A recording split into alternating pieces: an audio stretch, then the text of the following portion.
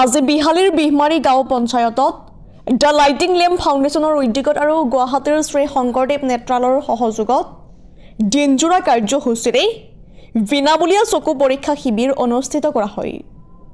এই বিনামূলীয়া চকু পৰীক্ষা শিবিৰটো মুকলি কৰে সমাজকৰ্মী দেৱকান্ত খেৰুৱাই। এই চিকিৎসা শিবিৰটোত প্ৰায় 250 গৰাকীতকৈ অধিক ব্যক্তিয়ে চকু পৰীক্ষা কৰে।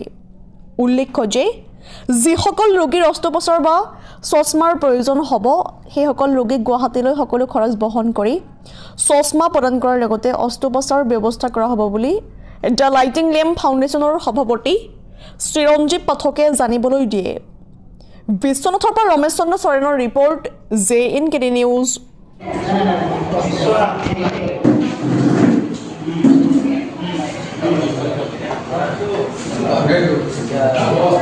মানে কি মই এজন সমাজকৰ্মী আৰু মোৰ যেহেতু এটা NGO আছে, মই NGO হেল্থত কাম কৰোঁ, এডুকেশ্যনত কাম কৰোঁ, চাইল্ড ৱেলফেয়াৰত কাম কৰোঁ, বহুত জেগাত আমি কাম কৰি আহি আছোঁ। যোৱা আপোনালোকে আছিলে যোৱা 8 মাৰ্চত আমি এটা জিঞ্জিয়াত অনুষ্ঠান এটা কৰিছিলোঁ, বিনামূলীয়া আমাৰ চিকিৎসা শিবিৰ এটা চকুৰ। আৰু যিহেতু আমাৰ অসমত বিখ্যাত আছে আমাৰ শংকৰদেৱ নেত্ৰালয়, তেওঁলোকৰ লগত যোগাযোগ কৰি যিহেতু যোৱাবাৰো আহিছিলে, এইবাৰো তেওঁলোকে আহিছে।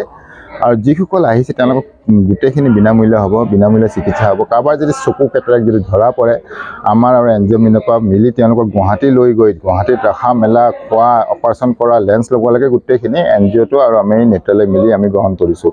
আৰু ইয়াতো আমি দেখিছোঁ ইয়াতে লাহে লাহে মানুহৰ আহা সমাগমটো বাঢ়ি আহি আছে। আৰু ভাল লাগিছে যে মানুহখিনি আমাৰ যিখিনি ৰাইজ আছে আমাৰ বিহমাৰী পঞ্চায়তত বা আমাৰ যিখিনি অঞ্চল আছে তেওঁলোকে অকণমান স্বাস্থ্যৰ প্ৰতি অলপমান মানে জাগ্ৰত। যিহেতু আমি এবাৰ যোৱা দুদিন আমি এনাউন্স কৰিছোঁ, এনাউন্স কৰাৰ লগে লগে চকুৰ লৈ পেলাই আমি যিহেতু কৰিছোঁ, মানুহখিনি আহিছে, ৰাইজ আহিছে।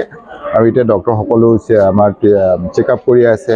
যিসকলক লেন্স লগাব লগা হয় তেওঁলোকক আমি শ্বৰ্ট লিষ্ট কৰি গুৱাহাটীলৈ পঠাম, আৰু যাৰ লেন্স লগাব লগা নহয় আমাৰ তেজপুৰ নেত্ৰালয় আছে তালৈ তেওঁলোকক ৰেফাৰ কৰা হৈছে।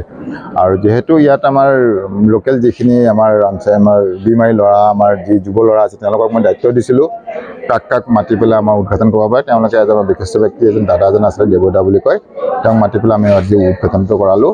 বাকী আমাৰ আহিব, মই নিমন্ত্ৰণ দিয়া হৈছিলে আমাৰ মাননীয় অসীম দাস ডাঙৰীয়া আমাৰ জিলা সভাপতি, তেওঁ আজি আহিব, মণ্ডল মিটিং এখন আছে, তেওঁৰ পৰা আহি পেলাই ইয়ালৈ আহিব। আমাৰ এনেকৈ আগবাঢ়ি গৈ আছোঁ, এতিয়া চাওঁ কি হয়। পৰৱৰ্তী সময়ত আকৌ কোৱা হ'ব নেকি? নিশ্চয় মই এইটো আৰম্ভ কৰিছোঁ যে কৰি গৈয়ে থাকিম, কাৰণ এইটো মোৰ ৰখি দিয়া নহয়। যিহেতু মই সমাজকৰ্মী, মই আগতে ক'লোঁ মই ৰাইজৰ কাৰণে আছোঁ, ৰাইজৰ কাৰণে থাকিম। আৰু এনেকুৱা যদি আগন্তুক যদি মই সুযোগ পাই থাকোঁ বা মই নিজেও ল'ব চেষ্টা কৰিম এনেকুৱা এটা সুযোগ যে ৰাইজৰ কাৰণে ওলাই আহিব পৰা, মই আগন্তুক দিনতো কৰিম। আৰু এটা মই কথা পাতিছোঁ যে অহা চাগে 9 তাৰিখ মানে আৰু এটা আমি শিবিৰ এটা কৰিম। ভাল খুবেই ভাল, কাৰণ মই যিহেতু ক'লোঁ আজিকালি মানুহখিনি খুব হেল্থ কনচিয়াছ হয়। ধৰক ইয়াত বহুত এতিয়া ভিতৰুৱা মানুহ, তেওঁলোকে গুৱাহাটীত গৈ চেকআপ কৰিব অসুবিধা, তেজপুৰত গৈ ডক্টৰ ওচৰত যাব অসুবিধা, সেইকাৰণে যোগাযোগ কৰি মই ইয়াতে আনিছোঁ পঞ্চায়তৰ আণ্ডাৰত। যিহেতু পঞ্চায়তখন আমি চবেই চিনি পাওঁ, পঞ্চায়তলৈকে আহিছে, পঞ্চায়তত আমি আজি এই শিবিৰটো আৰম্ভ কৰি আছোঁ। দ্য লাইটিং লেম্প ফাউণ্ডেশ্যনৰ উদ্যোগত বিনামূলীয়া চকু চিকিৎসা শিবিৰ অনুষ্ঠিত হৈছে আৰু আপুনি আজি ইয়াত আহি উপস্থিত হৈছে, কেনেকুৱা দেখিছে? এইটো এটা বহুত প্ৰশংসনীয় কাৰ্যসূচী তেওঁলোকে লৈছে দ্য লাইটিং লেম্প ফাউণ্ডেশ্যনে। আৰু শংকৰদেৱ নেত্ৰালয়ৰ যিটো তেওঁলোকৰ এটা ফ্ৰী স্ক্ৰিনিং, তেওঁলোকৰ আই চেকআপ কেম্প তেওঁলোকে কৰি আছে বিভিন্ন জেগাত। আৰু তেওঁলোকে আজি দ্য লাইটিং লেম্প ফাউণ্ডেশ্যনে তেওঁলোকৰ উদ্যোগত আহি পেলাই ইয়াত এই কাৰ্যসূচীসমূহ ইয়াত অনুষ্ঠিত হৈছে। ইয়াৰ আগতো কেইদিনমান আগতে জিঞ্জিয়াতো একেধৰণৰ চকু চিকিৎসা শিবিৰ, বিনামূলীয়া চকু চিকিৎসা শিবিৰ হৈ গৈছে।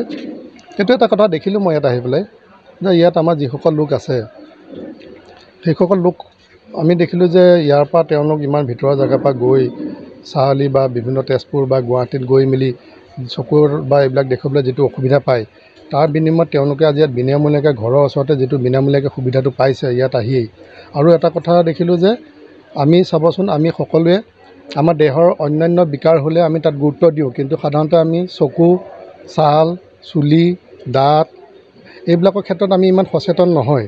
আমি সাধাৰণতে এইবোৰ বিষয়ে আমি ইমান গুৰুত্ব নিদিওঁ, কিন্তু সেয়াও গুৰুত্ব দিব লাগে। এতিয়া আমি ইয়াত তেওঁলোকৰ অগোচৰে তেওঁলোকৰ চকুত কিমান বেমাৰ হৈ আছিলে সেইখিনি ইয়াত আজি বহুতৰে ধৰা পৰিছে। গতিকে এটা বহুত কল্যাণমুখী এটা কাৰ্যসূচী, আৰু কাৰ্যসূচীখিনি ধুনীয়াকৈ ৰূপায়ণ হোৱাৰ কাৰণে মই ভাল পাইছোঁ। আৰু আমাৰ চিৰঞ্জীৱ পাঠক ডাঙৰীয়া তেখেতৰ উদ্যোগত এইখিনি হোৱাৰ কাৰণে তেখেতকো ধন্যবাদ জনাইছোঁ। বা ধুনীয়া এটা কাৰ্যসূচী লৈছে, আগলৈও তেওঁ যাতে এনেকুৱা জনকল্যাণমূলক কাৰ্যসূচী তেওঁ লৈ যায় এইখিনিকে মই আশা কৰিলোঁ। আৰু ৰাইজ উপকৃত হওক আৰু সকলোৱে সুস্বাস্থ্য থাকক, মই ইমানেই ক'লোঁ। ধন্যবাদ। লাইটেনিং দ্য লেম্প NGOৰ সহযোগত আৰু শ্ৰী শংকৰদেৱ নেত্ৰালয় টেকনিকেল কলাবৰেশ্যনত আজি আমি ইয়াতে এটা বিনামূলীয়া চকু চিকিৎসা শিবিৰ আয়োজন কৰা হৈছে, যাতে প্ৰতিৰোধমূলক অন্ধতাত ভুগি থকা লোকসকলে উপযুক্ত চিকিৎসা পাব পাৰে। আৰু আমাৰ এই সেৱাসমূহ দুখীয়া তথা আণ্ডাৰ প্ৰিভিলেজ মানুহৰ কাৰণে সম্পূৰ্ণ বিনামূলীয়া হ'ব।